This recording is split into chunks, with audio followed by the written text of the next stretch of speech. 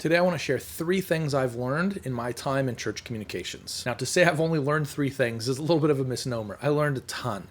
These 3 things in particular, though, are things that no one taught me. It wasn't until I weathered the storms and in some cases made the mistakes that I learned these lessons. My hope is that this video saves you some time and some heartache. First, I learned that I don't know everything. When I first took the job out of college that was offered to me at a church, I didn't really want to work at a church, to be honest. I came from a different type of church, and I thought that they had everything right. And so this new place, they needed me to speak into everything, right? They needed me to come in and make the difference. Well, it's pretty obvious that that's not true. But that was the first lesson that I had to learn. I had to learn that I didn't know everything. It took me a long time to learn that. It doesn't really matter what you think you know everything in. You're wrong. You don't know everything in anything. I had a good friend that I was working with, and he pulled me aside one day. I was grumbling about a decision. And he said, people are looking to you more than you think that they're looking to you. And I'm like, I don't know what you're talking about, man. I'm low on the totem pole, I'm at the bottom of the org chart. Nobody cares what I have to say. And he said, but these people sitting out here do. When you walk around the office and grumble, people take note of that. And it was at that moment that I realized I was a leader without recognizing that I was a leader. A big piece of that came from me beginning to understand I don't have all the right answers. I'm not the single source of all good knowledge for the church. And that was a hard one for me to learn. But one of the major things that came from that was me changing my posture. Rather than going into a meeting looking for the opportunity for me to prove myself right, I stopped and I listened and I waited. And I said, talk to me. You tell me, why does this matter? You tell me why I should care about this. Not in a judgy or a demeaning way, but help me understand because I don't. There were too many times where I went to bat for a decision and I just didn't understand why we were doing it. And then when people shared with me why they were doing it, I began to understand. And that was the building of humility. I don't have all the answers. I don't understand every perspective.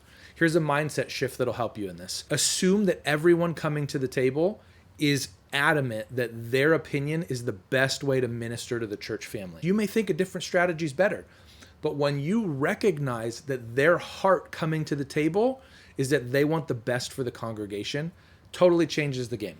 Totally changes the way that you respond to a recommendation that you don't think is the best. Well, this person that I know, this person that I trust, this person that I've seen their character, they believe it's the best, but I don't. Let's have a conversation to figure out why we're not on the same page. Don't go combative right off the bat. In fact, don't go combative ever. Learn. Learn to listen, but listen to learn. The second big thing that I learned in my time in church communications was that my preference didn't really matter. I thought that they were hiring a creative to the team because they wanted all of my creative insights. They wanted, my gut level. This is a good look. This is a good font. This is a good color. That's not actually what they wanted. They wanted somebody to execute for them. They wanted somebody to bring to fruition their vision. We were now partners. I thought I was coming in as an authority. When I began to let go of my preference, I actually began seeing dramatic increase in success because I was no longer advocating for Matt's position. I was now advocating for the mission of the church. I was now advocating for what I believe to be the best solution. See how that twist happens? I come in thinking that I have all the best ideas, but I realized I am hired to be a part of moving the mission forward. That's what my role exists to be. And that's true of everybody on the team. Everyone is there to help move the mission of the church forward. So why would my preference trump anybody else's? In fact, I found that a preference-driven department was catastrophic for the relationships of the people around us. At one point, we had gotten wind of a conversation that happened without us in the room. How do we not include calm in our plans? Because they're so hard to work with. That's just not okay. We need to be a partner and we need to be a contributor to the ministry that's happening in the organization. And the only way that you can truly do that is by letting go of your preference. It doesn't mean that you can't have ideas. It doesn't mean that you aren't supposed to be skilled in your trade. Of course you are. It doesn't mean that you can't disagree with people. Absolutely you can. But what it means is that what you like or what you feel isn't the most helpful thing. It's not of value to the organization to come in with your opinions and argue about them.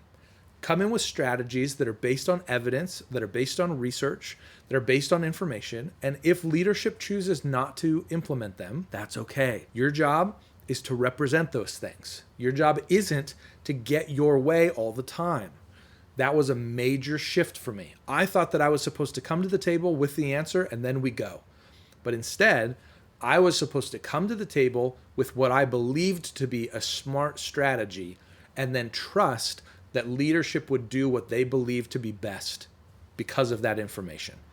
That meant sometimes they went with my idea.